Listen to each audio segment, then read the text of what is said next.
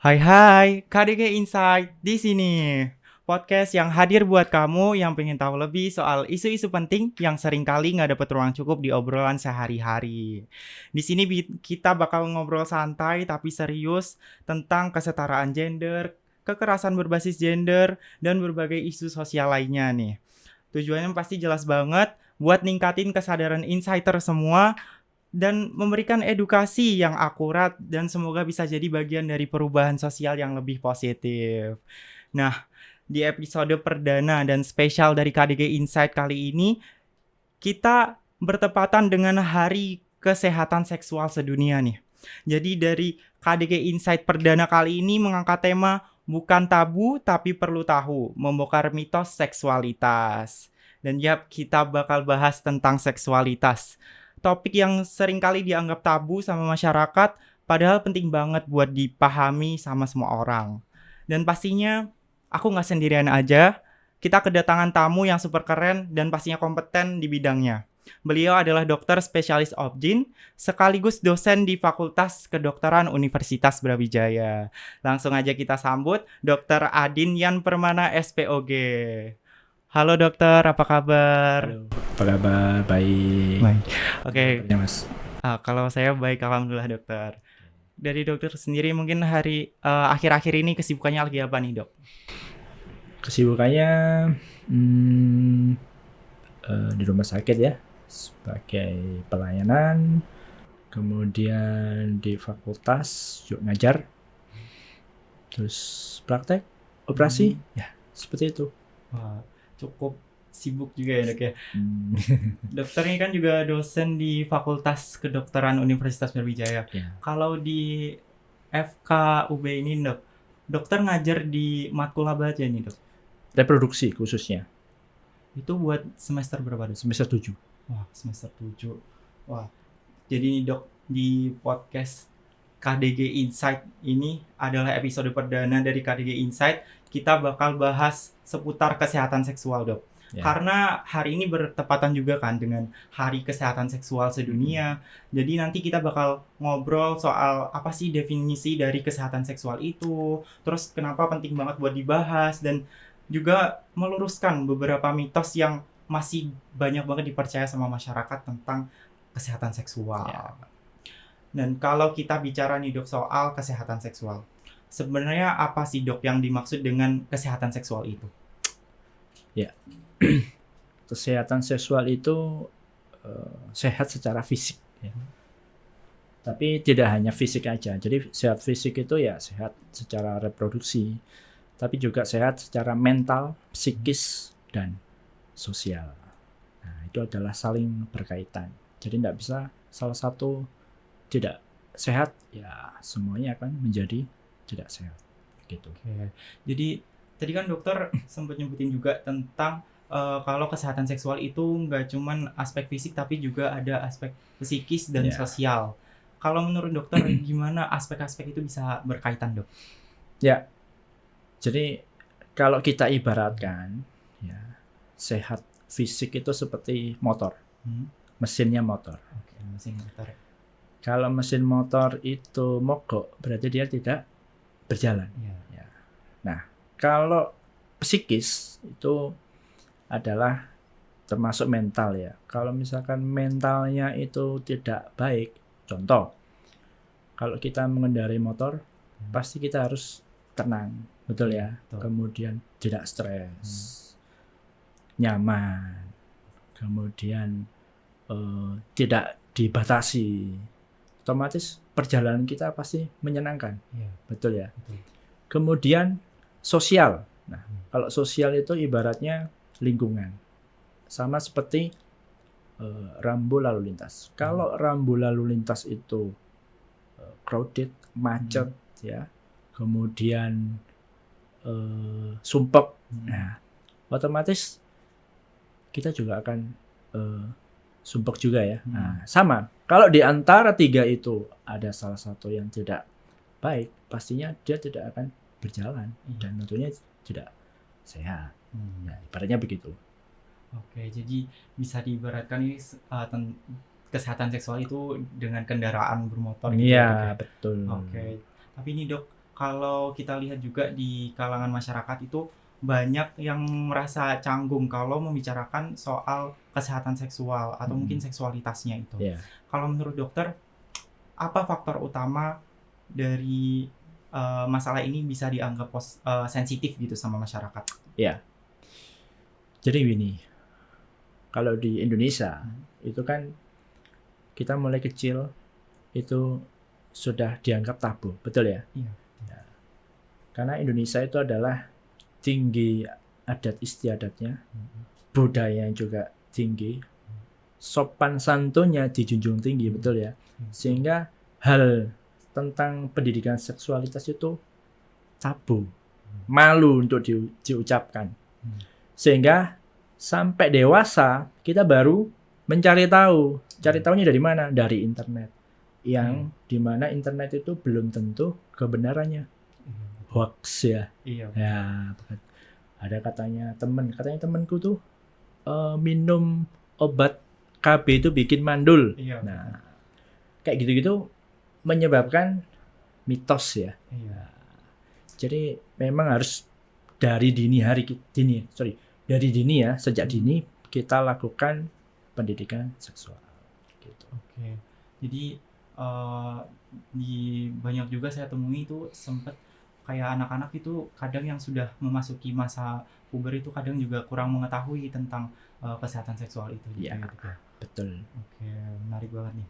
Kalau gitu nih, berarti kalau misalnya topik kesehatan seksual ini terus ditabukan nih dok, apa sih dok dampak yang bakal terjadi gitu? Satu, dampaknya adalah ya banyak penyakit menular seksual. Kedua, hamil yang tidak diinginkan. Stres ya, berlebihan, bisa ancaman bunuh diri juga. Ya, terus kemudian menimbulkan stigma negatif. Dijauhi orang. Ya. Kemudian contoh kalau di kampus, anak itu kena penyakit menular seksual. Jangan dekat-dekat. Nah, padahal kita mendekat sebenarnya tidak masalah. Artinya mitos-mitos yang demikian itu yang harus dirubah. Gitu. Berarti kesehatan seksual kalau misal nggak diperhatikan juga berkaitan dengan aspek sosial lainnya seperti yang disebutkan dokter tadi di awal juga. Yeah. Terus kalau kita tarik ke kehidupan sehari-hari nih dok, misalnya di lingkungan kampus nih, gimana sih bentuk tabu ini bisa terlihat gitu? Ya, dulu waktu SMA, SD deh, atau SMP deh, kalau misalkan guru kita mengajar mengenai reproduksi, tertawa nggak kira-kira?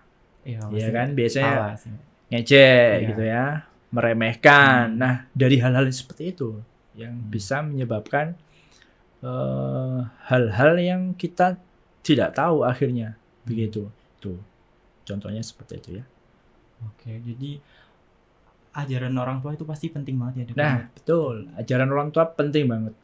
Jadi orang tua itu sebaiknya itu mulai kecil itu diajari organ reproduksi.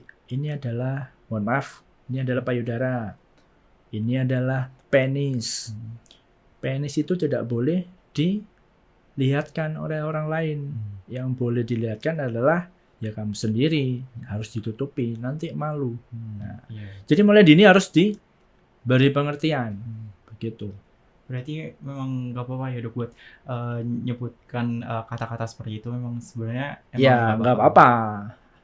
Istilahnya kalau kita umur 5 tahun ya 6 tahun pakai bahasa sederhana. Biasanya kalau orang Jawa itu kalau ngomong penis apa? Titit gitu ya. Nah, itu mungkin dianalogikan seperti itu jauh lebih bagus. Sesuai dengan usianya. Kalau nanti remaja diganti dengan ya bahasanya lebih sesuai dengan bahasa remaja gitu. Oke. Jadi bisa sesuai dengan usianya juga buat ngasih tahunya gitu ya. Betul. Tapi kadang seringkali juga saya temui kalau anak-anak tuh kalau dikasih tahu tentang hal seperti itu malah merekanya dibuat bercandaan itu kalau menurut dokter gimana dok? Kalau secara langsung menjelaskan seperti itu? Ya, makanya pakai bahasa sederhana. Bahasa sederhana yang mudah dimengerti oleh anak-anak. Nah, itu jauh lebih baik ketimbang kita langsung pakai bahasa medis. Jauh lebih ya tidak mengena ya begitu ya. Gitu. Oke. Terus nih dok, dokter tadi dari awal juga nyebutin tentang mitos-mitos gitu ya. Terus kan pasti bicara soal kesehatan seksual itu pasti banyak banget soal mitos-mitosnya. Betul. Pasti banyak sekali dibahas sama masyarakat juga, terus banyak bahkan diyakini sama masyarakat juga. Membicarakan mengenai seksualitas di rumah atau di sekolah itu katanya bisa buat anak-anak itu cepet pemikirannya lebih dewasa gitu. Kalau menurut dokter itu mitos atau fakta? Mitos. Jelas mitos itu. Karena ibarat begini ya. Kalau kita di rumah nih. Rumah kita itu lampu mati. Terus kita berjalan. Kira-kira kita akan tabrak tembok, meja, begitu ya. Nah, itulah fungsinya. Jadi kalau kita tidak dibekali pendidikan, ya kita nggak tahu mana yang benar, mana yang boleh disentuh, ya mana yang boleh dikatakan, oh ini nggak boleh disentuh, itu kita nggak tahu. Berarti mitos ya dok? Mitos. Bisa cepat dewasa gitu pemikiran. Iya betul. Kalau dari dokter ada nggak cara sehat buat memberikan edukasi nih kepada anak-anak gitu tentang seksualitas? Untuk anak-anak ya. Ya kalau untuk anak-anak ya pastinya nanti contohnya ya seperti yang saya jelaskan tadi ya. Orang tua sebaiknya di usia 5 tahun ke atas itu sudah diberitahu bahwa organ vital misalkan testis, payudara adalah organ yang tidak boleh dipertontonkan. Nah, kalau mandi harus ditutupi, setelah mandi harus ditutupi dengan kain handuk begitu ya. Nah, dari situlah akan belajar anak-anak muda ini, anak kecil terutama ya, itu akan tahu bahwa ternyata organ vital itu memang tidak boleh dipertontonkan. Nah, kalau untuk anak muda pastinya adalah satu pendidikan mengenai pubertas, pendidikan mengenai penyakit menular seksual. Kemudian melalui apa ya? Melalui seperti ini, misalkan podcast, webinar misalkan, seminar, kemudian mungkin dari kurikulumnya disertakan adanya pendidikan masalah seksualitas. Itu jauh lebih bagus. Kalau menurut dokter nih kan ada masa pubertas yang namanya masa pubertas. Kalau misalnya kita ngasih edukasi ke anak-anak yang sebelum beranjak ke pubertas itu boleh atau tidak? Boleh banget. Boleh. Itu kalau kita sudah mengedukasi dari awal itulah pentingnya. Dia kalau nanti sudah mencapai masa pubertas dia akan jauh lebih tahu. Jadi tidak mencari tahu sendiri. Nah, sudah tahu sendiri, dulu aku udah diajari bahwa kalau menstruasi itu adalah keluar darah. Kemudian saya setiap bulan akan selalu keluar darah. Nah, itu akan jauh lebih tahu dari awal. Jadi tidak mencari tahu ya. Iya. Gitu. Takutnya juga nanti malah dapat mitos-mitos baru juga ya dok ya. Munculnya nanti mitos-mitos yang tidak bagus. Iya, dari informasi-informasi kayak di internet yang informasi bohong kayak gitu. Hoax. Kalau kesehatan seksual itu katanya perlu diperhatikan oleh perempuan aja. Itu banyak orang yang mengatakan seperti itu. Karena perempuan itu kan banyak kaitannya dengan masalah kesehatan seksual. Kalau menurut dokter itu mitos atau fakta? Mitos. Laki-laki penting. Jangan dianggap sepele. Ya, kenapa? Karena laki-laki juga bisa menyebabkan kemandulan. Tahu nggak?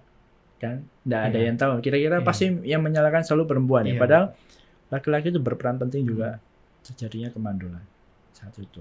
Kemudian penyakit menular seksual. Sama, penyakit menular seksual itu bisa laki-laki maupun perempuan. Gitu. Jadi sama-sama pentingnya. Oke, berarti dari laki-laki juga harus diperhatikan juga ya dok. Betul. Tapi ada nggak sih dok kayak masalah seksual dari laki-laki itu yang kurang diperhatikan gitu?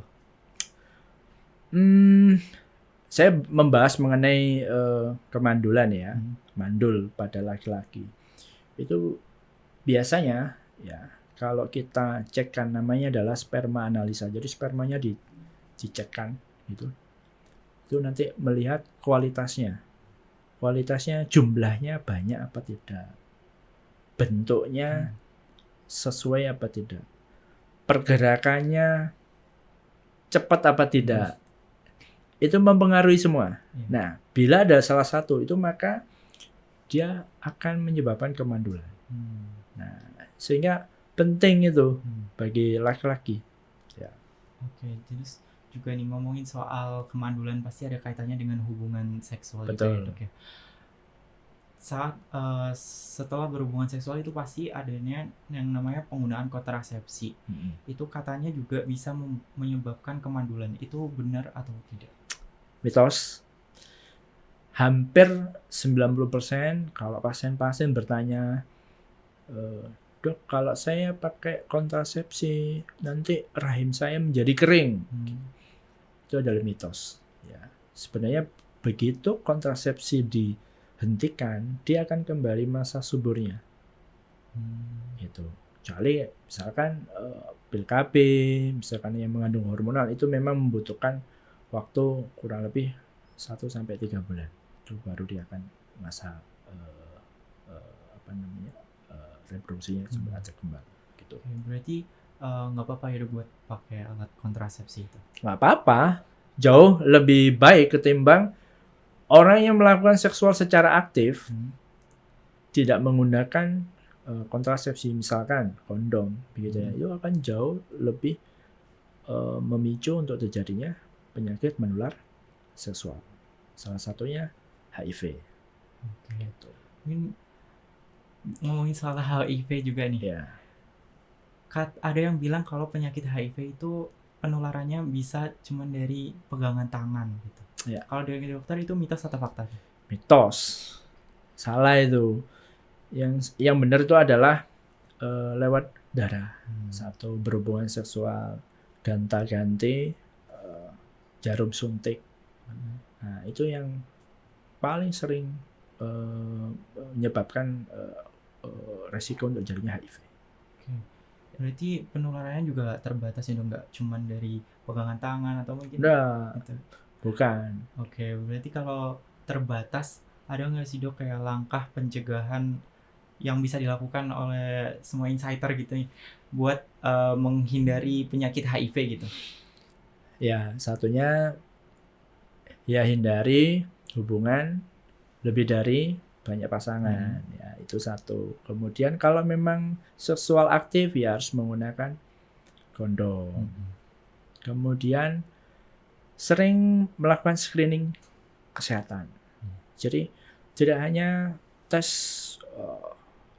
tensi, tekanan darah, tidak hanya tes kolesterol, tapi kesehatan reproduksi juga penting juga.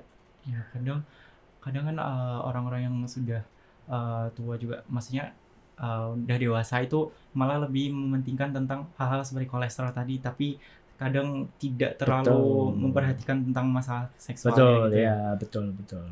Bahkan juga seringkali saya juga menemui sih dok, kayak orang-orang tuh nggak tahu kalau itu masalah tentang kesehatan seksual, tapi dikaitin sama penyakit yang lain gitu. Iya. Kalau dari dokter ada nggak tanggapan gitu? Itulah ya mitos ya. Jadi kalau mitos itu memang sumbernya belum bisa dipercaya. Contoh, jadi yang saya ibaratkan begini, kalau ada kalau misalkan ada orang tidak bergejala, itu juga bisa menyebabkan penyakit menular seksual. Artinya begini, tidak selalu orang yang menimbulkan gejala itu selalu adalah PMS. Bahkan tidak ada gejala itu bisa PMS juga. Sehingga penting sekali itu kalau orang yang tidak bergejala untuk melakukan screening gitu. Terus tadi juga dokter nyebutin kalau misal penggunaan alat kontrasepsi itu harus digunakan oleh orang-orang yang punya banyak pasangan gitu ya. Iya, oke. Oke. Kalau ada juga orang-orang menyebutkan tentang orang-orang yang punya banyak pasangan itu bisa menyebabkan penyebaran penyakit menular gitu. Penyakit menular itu cuman dari orang-orang yang punya banyak pasangan gitu. Kalau Ya, dari dokter itu mitos atau fakta? mitos.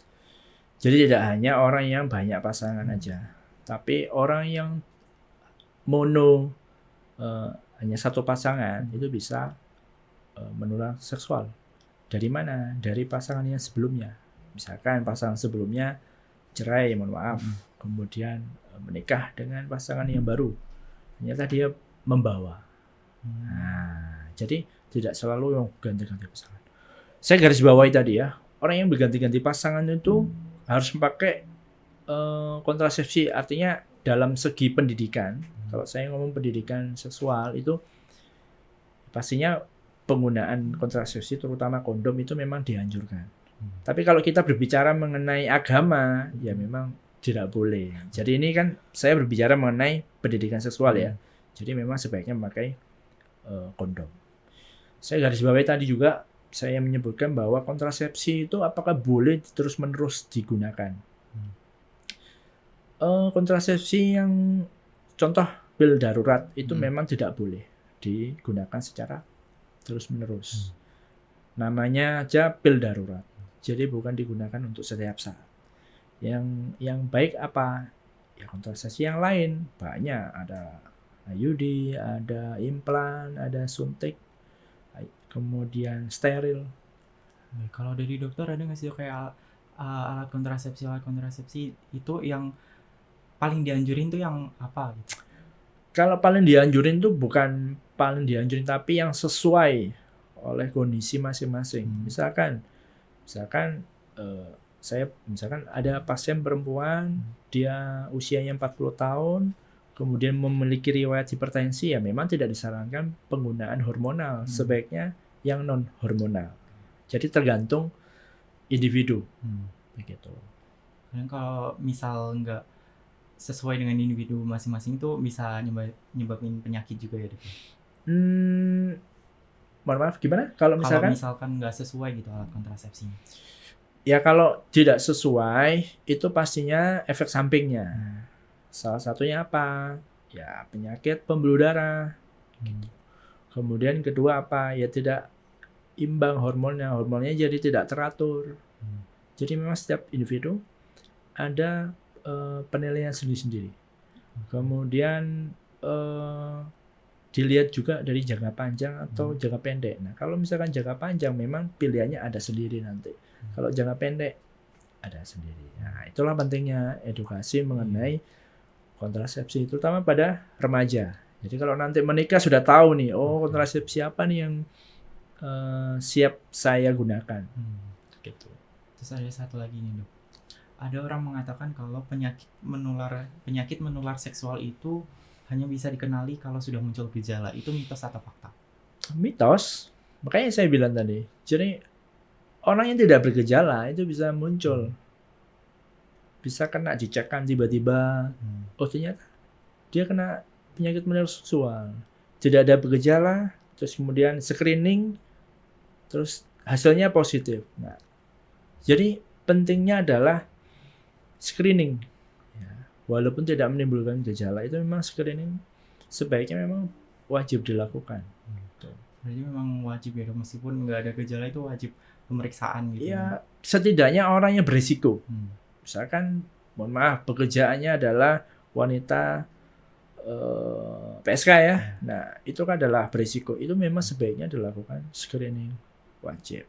Tapi alangkah lebih baik lagi kalau misalkan dia bukan resiko tapi melakukan pemeriksaan jauh lebih baik lagi.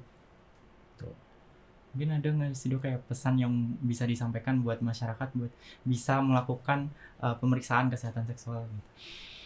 Pesannya adalah pertama tidak boleh tabu mengenai kesehatan seksual. Jadi artinya tidak malu Jangan malu untuk mengutarakan bahwa ini saya sakit ini. Kemudian apakah normal? Kemudian selalu rutin kontrol, ya. Kemudian mencari sumber yang kompeten, ya. Bukan hanya mencari di internet tapi sumbernya tidak jelas. Itu jauh lebih berbahaya dan menimbulkan mitos-mitos yang tidak baik. Gitu. Oke, berarti semoga bisa diterapkan juga oleh semua insider juga. Dan juga itu tadi obrolan kita bareng Dr. Adin Yan Permana SPOG. Kita udah banyak bahas soal kesehatan seksual, mulai dari definisi kesehatan seksual dan kenapa penting banget buat dibahas, sampai kita juga tadi meluruskan mitos-mitos yang banyak banget dibahas di masyarakat gitu. Dan semoga obrolan ini bisa jadi awal ya untuk membuka wawasan dan bikin kita semua lebih berani buat mencari tahu lebih informasi-informasi yang lebih akurat soal seksualitas itu. Karena ini bukan tabu, tapi kita semua perlu tahu. Oke, terima kasih buat Dr. Adin yang sudah sharing insight-nya dan juga kepada seluruh insider yang sudah menonton sampai akhir. Dan buat insider semua, jangan lupa follow sosial media kita buat dapetin info menarik lainnya di Instagram @kdg.bmftpub dan Twitter, TikTok @kdgbmftpub. Dan jangan kemana-mana karena obrolan kita masih banyak yang lebih seru lagi, karena di episode selanjutnya kita bakal bahas tentang seberapa penting edukasi seksual dan bagaimana kita bisa memulainya. So stay tune terus di BEM FTPUB dan see you di episode selanjutnya. Terima kasih.